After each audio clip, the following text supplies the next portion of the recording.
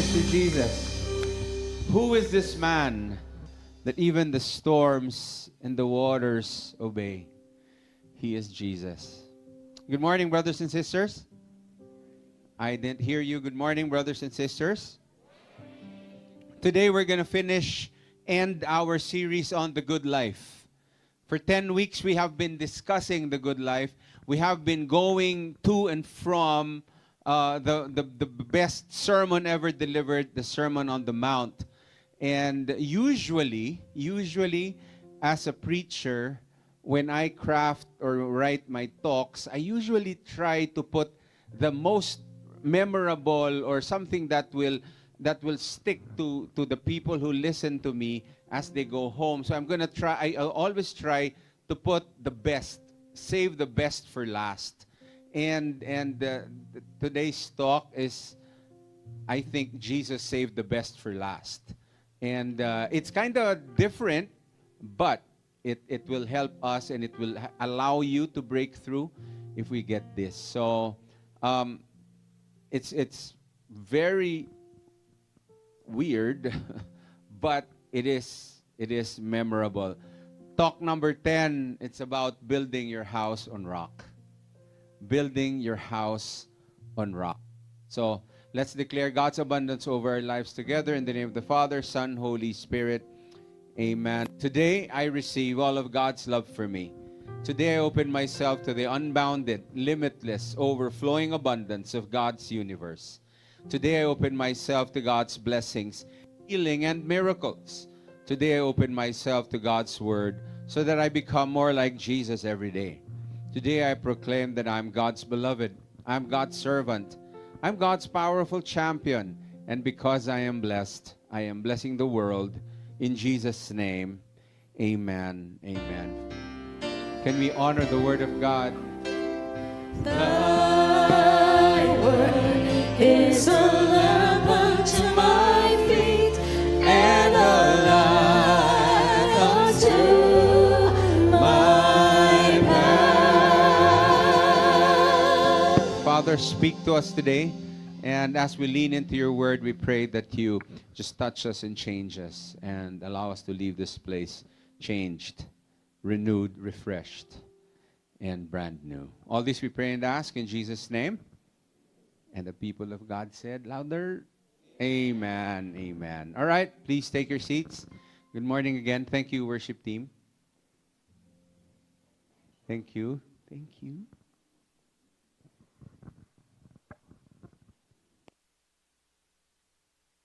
If there's one thing that I realize in life, you know, in the 24 years that I've lived on earth, one thing I realized is that if you want to do something, if you want to achieve something, you have to be deliberate. You cannot leave things to chance if you really want to make an impact. I'm going to share you a story, and you know, I hope this reminds us that you cannot leave things to chance, and hindi pwedeng nandyan na nagkataon, wow, swerte. Because not everybody will be successful in life na parang, ay, wow, galing, swerte. I shared this before already, but I'm going to share this again. I love Chinese food. How many of you love Chinese food? Please raise your hands. I love Chinese food, and I like eating Chinese food. I like eating hot Chinese food. Hakao, chicken feet, di ba? And, you know, collagen. Masarap yun eh. The other day, I was on my way to work, and I realized it was already lunchtime. So I was going to work, and I passed by a restaurant that serves decent Chinese food, and along Don Antonio. So I saw that, and I said, why not eat Chinese food? My wife is here. She doesn't know this. Disclaimer. yeah, I know we'll have a conversation after. So I went to Chinese food. I ordered hakao. I ordered the chicken feet, and I can't remember if I ordered congee. All right. So, so it came. All right. So I got a piece of the hakao. It was steaming hot, piping hot. Pagsubo ko, syempre mainit, di ba? Have you ever experienced that? Yung pagsubo mo, yung hindi mo alam kung iluluwa mo, lulununin mo, pero you try to, di ba? So I said, sayang naman, di ba? Kasi pag niluwa mo, parang weird naman kung kakainin mo ulit, di ba? So parang, so I quickly I thought of a solution, di ba? The best solution for me at that time was to take a sip of water, di ba? Para mawala yung init, di ba? Para malamig. So I got the glass of water. Pag inom ko, sabi ko, "Ay, salamat." Pero I realized, sabi ko, "Ba't mainit yung tubig?" Hindi naman ako umorder ng mainit na tubig. And then I realized that before I ate the hakao, I got the spoon and fork from the glass. Nakasawsaw siya. And, you know, I already thought, as soon as I got that, I already thought, I wanted to move the glass to the side dahil sabi ko, baka mainuman ko. And I share that with you because sometimes we need to be very deliberate about our actions.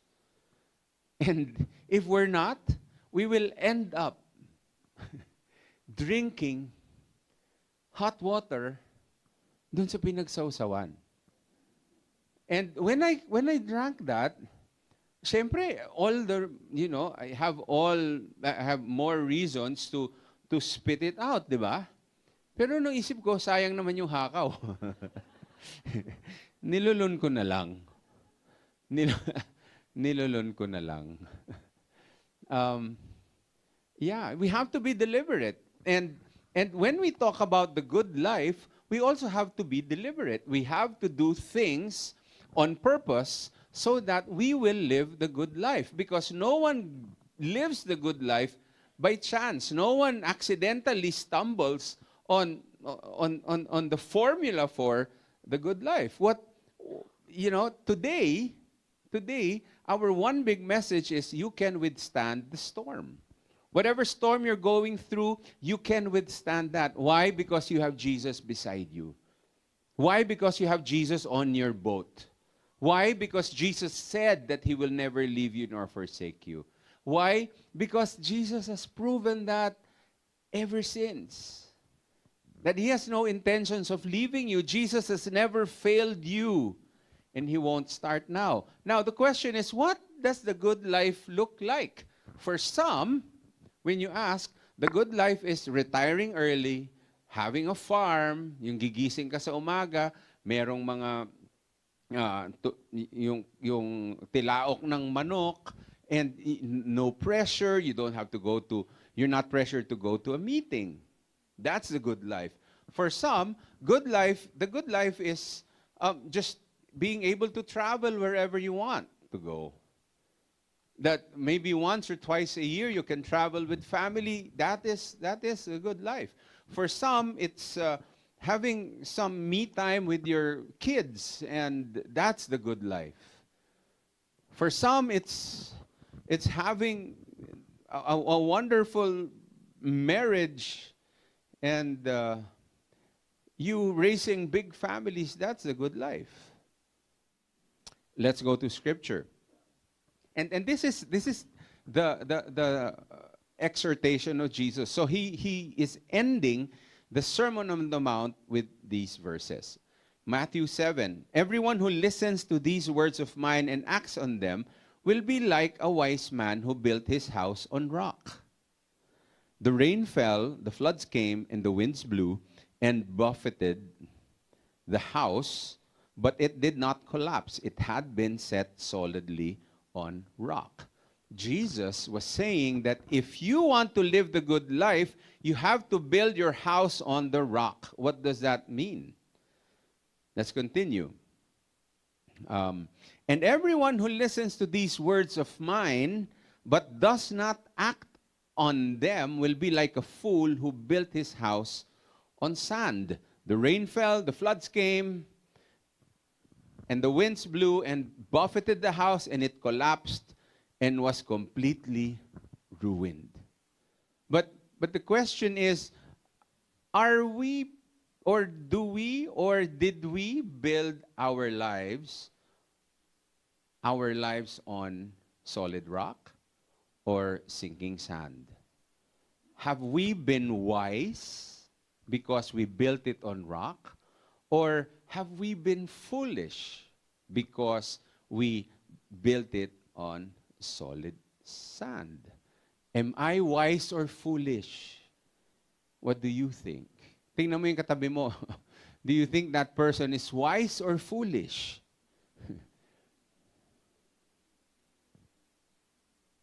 And when Jesus was talking about wise, he's not talking about intelligence. Marami kasi sa Pilipino, okay, Jesus, I am wise. Actually, yung mga Pilipino, hindi wise, wais. Diba? But Jesus didn't mean intelligence. Wise doesn't mean you're intelligent. Wise means you're following Jesus.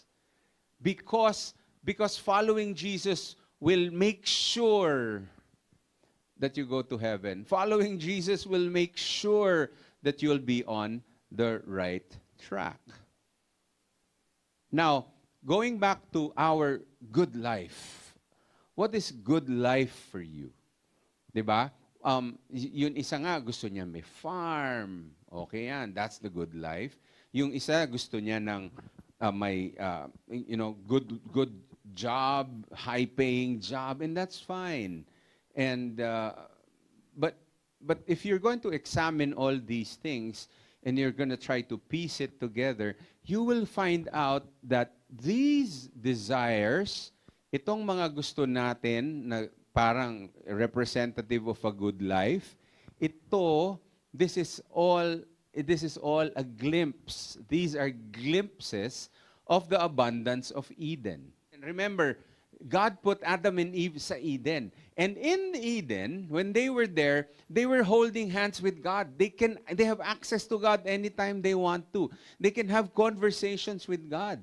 HHWW, paikot sa garden. And they have, they don't have to work because everything's there. Now, all these are glimpses of the abundance of Eden. And, which brings me to something that I want you to go home with. The good life is having an experience of the fullness of God's kingdom. The fullness of God's kingdom. And Jesus is reminding us na yung good life is nothing less than the fullness of God's kingdom. But sadly, we get obsessed over one sliver of the kingdom. We get obsessed because of our limited knowledge. We get obsessed over one part of the kingdom, and we work towards that. We exchange, things for that. We sacrifice our values. We compromise our values because we get obsessed. Masyado tayong obsessed dun sa isa. So okay naman na mabuhay ka sa farm, okay naman na mabuhay ka ng komportable, pero hindi lang yon ang ibig sabihin ng good life. We are all guilty of what we call reductionism. We reduce God's good life to a tiny part of it. Okay? So imbes na we enjoy the whole kingdom, because God promised us His kingdom, and He didn't promise us one part of the kingdom. So that means that you're experiencing God's kingdom in all areas of your life. All areas of your life, in your relationships, in your health, in your career, in your family life, it's the whole. Okay? Now, I'm going to share with you 5 lessons.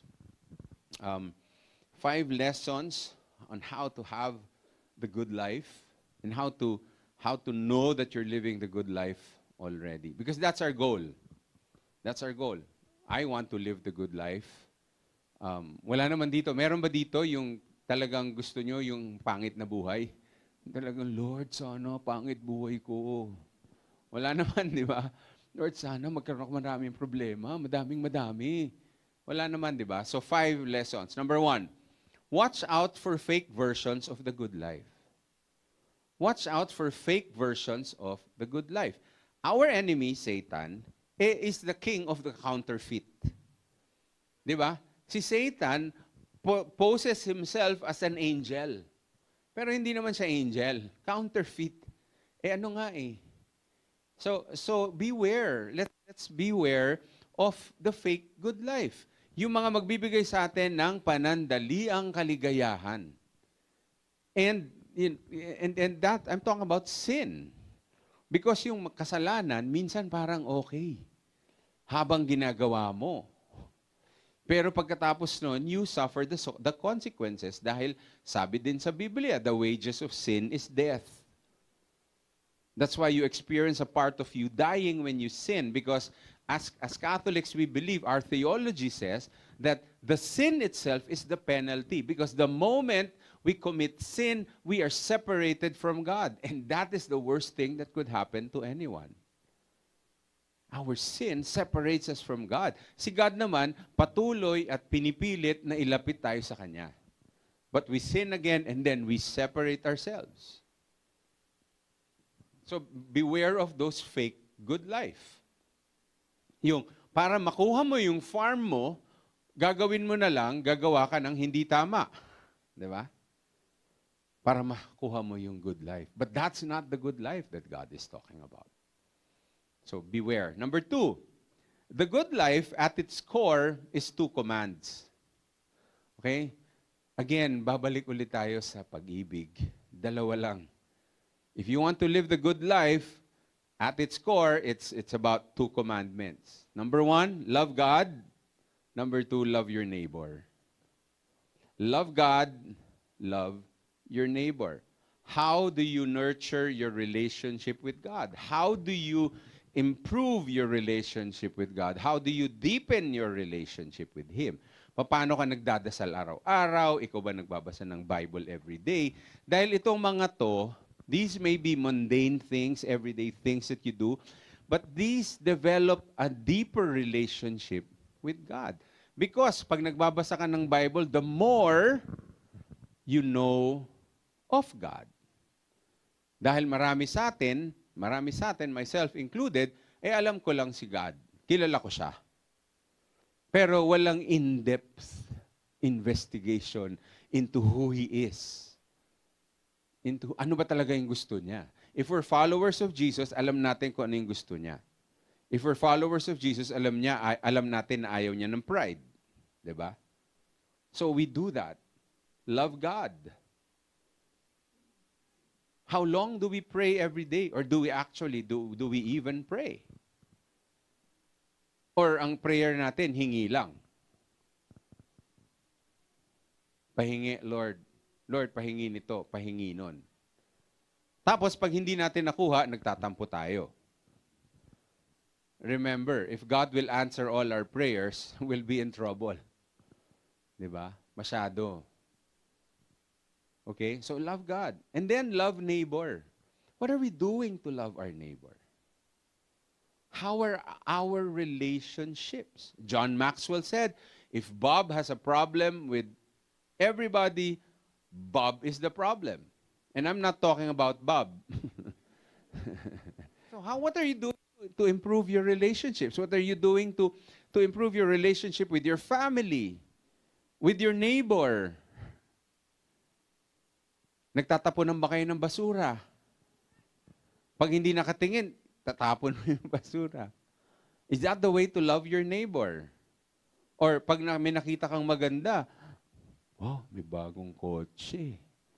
You become spiritual, hindi mo naman madadala yan sa heaven. Di ba? Instead of being happy na meron silang bago. What about office work? In office, the environment in the office. Meron bang na-promote na dapat ikaw yun? Tapos ang gagawin mo, sisiraan mo. Love your neighbor. Alam nyo, meron akong pinapaalala sa mga nakakausap ko na para hindi ka mainggit, kapag may nakita ka na napopromote, while it's not yet your time, clap for them. Because a time will come. God will find a way to deliver that blessing to you. God will find a way to promote you. God will find a way to bless you if you are serious about your relationship with Him and you're serious about loving others. So habang hindi mo pa panahon, pumalakpak ka na lang para sa kanila. Alright? So, number 3, third lesson. The good life isn't about feeling good, but doing good. It's not about feeling good, but doing good. Tayo kasi, as human beings, human nature yan eh, you want to feel good. I love it when we were starting the Feast Makati, nung nag-uumpisa siya, nag-isip kami ng parang tagline. And I asked some advertising people to think on that. And we asked people who are not even part of the feast to look for a tagline, to make a tagline. And ang naging first tagline ng Feast Makati was, Feel God, Feel Good. Feel God, Feel Good. And it's in that order. But many times, we want to feel good first before we can feel God. Diba? Again, human nature. Mas masarap yung feel good eh, diba? But again, God's number one goal for you isn't to feel good, but He wants you to be good.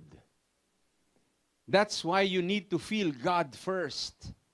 Because God said, I will change you. God said, you don't have to change before coming to me. Come to me first, and then I will change you. Feel God, and then we will feel good. In the Bible, love is more than a feeling, it's a doing. It's more than a feeling. Hindi lang siya yung dahil gusto mo, bugso ng damdamin, gusto ko siya. Love is a selfless sacrifice. You have to sacrifice. You have to learn to sacrifice. You have to give up things for love. So we need to do good. We need to be good. It's not just feeling, it's doing. Matthew 7, verse 24, it says, everyone who listens to these words of mine, everyone who listens to these words of mine and acts on them will be like a wise man who built his house on rock. And acts on them. Hindi pwedeng, it's the thought that counts. Lord, gusto naman talaga kita mahalin eh. Kaya lang hindi ko magawa. Di ba it's the thought that counts? So, it's not about feeling good, but it's about being good. Lesson number 4. Loving God and loving others are skills. Shocking. Ha? Ganun ba yun? Hindi ba yan about the heart? It's a skill. Ano bang highly skilled na trabaho? Si Eric. Eric, pwede ka dito. What do you do on the side? Fire volunteer po. He's a fire volunteer. And, palakpakan natin siya. Yung pag-volunteer mo ba dyan, meron ba yung training? Meron po. So, hindi kahit sino. Kunyari, gusto ni Bob maging fire volunteer today. Hindi kagad, di ba? Hindi po kaagad. 1 year po yung intensive training po. Intensive training. And while nagte-train ka, do you see or feel na you're getting better at it? Yes po. So ngayon, kapag may sunog, hindi ka na natatakot, hindi ka sa game. Natatakot pa rin po. Siyempre. Pero siyempre, alam naman po natin yung kung ano yung pinagtrainingan natin, yun ang nasa utak natin. Oh, so it's training. Okay? So thank you. Palakpakan natin si Eric. Birthday niya. Yesterday, di ba? Happy birthday. So loving is also a skill. God is your trainer. Parang in the same way that Eric goes through training, sa umpisa hindi masyado. Ganon din yun sa love. Ikaw, sa umpisa, hindi ka masyado mapagmahal. Madalas, tumataas kilay mo. At saka rumorolyo yung mata mo. Di ba? Kasi hindi naman kamahal-mahal yung tao. Pag may ginawa, parang ikaw,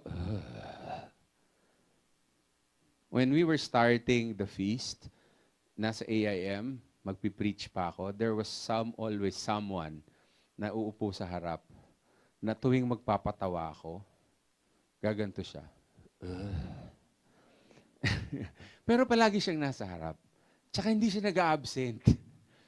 So, pero pagka magpapatawa ako, maririnig ko na lang, makikita ko siya. But you know what? We became friends. And, she's now somewhere else, and we talk. So, umpisa, siguro madalas ka pa Pero as you grow, as you're being trained, and God will send people na hindi ka mahal-mahal so that you get training. So when you pray, Lord, please make me a more loving person, ingat ka. Because God will bring you people who are very hard to love so that one day you will get better at loving people. Because your God is your trainer. And that's what I call sources of grace. Na may mga dadaan sa buhay mo na na talagang mapapamahal ka na lang. 'Di ba? Yung sige na nga. And then you realize that you're more patient, you realize that you're better at listening because God is continuing to train you. Number 5. This is important. A storm is coming that will wipe away everything. This is what we learn from the verses that we read. That a storm is coming and it will wipe away everything. But let's read verse 25. The rain fell, the floods came, and the winds blew and buffeted the house. So, just like Noah's Ark. Diba?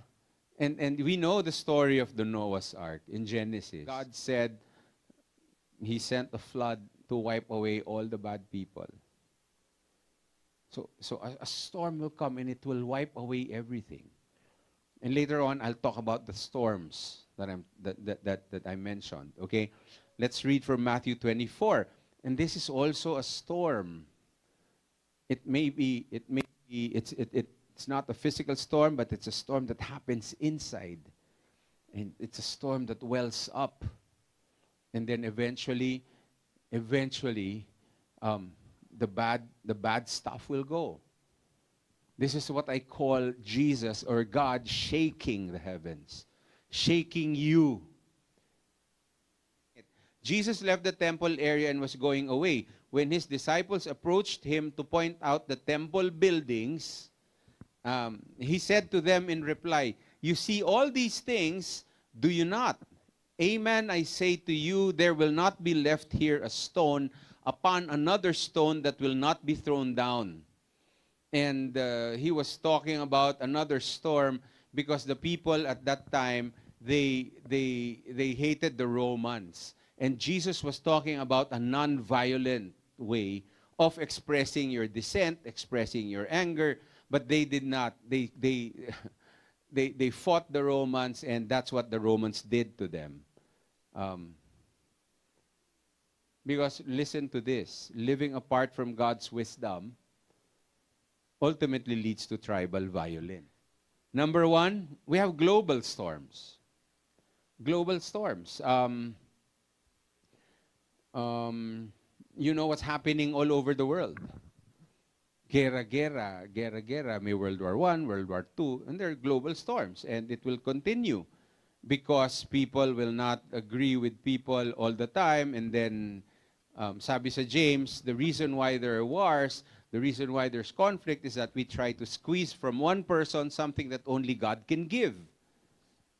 And that's why we run in conflict with the people that we love as well.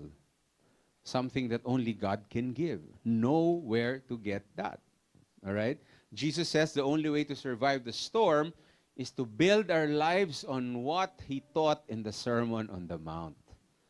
The only way you can survive these storms is if you built your house upon a rock.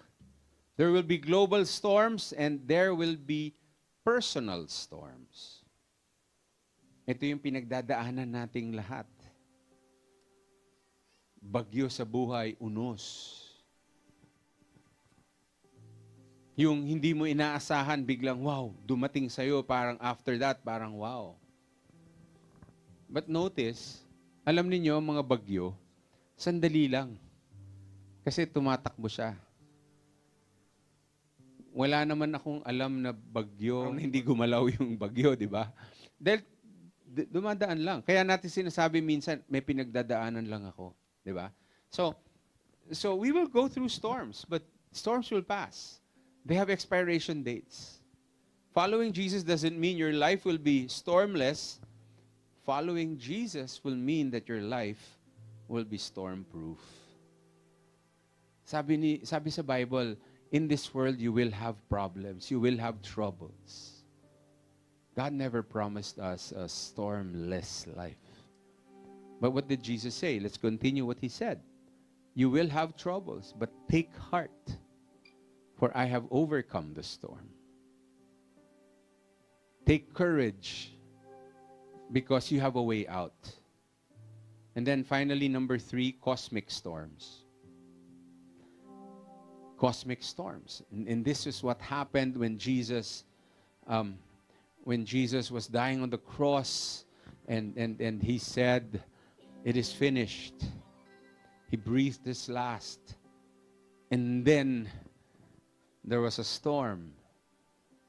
The underworld, the cosmic forces, they all revolved around that time when Jesus said, "It is finished," and He died on the cross, and it rained hard, and then the veil was torn, and it was God's way of saying that at the end of the day, I'm still in control. Can I ask everyone to stand, please?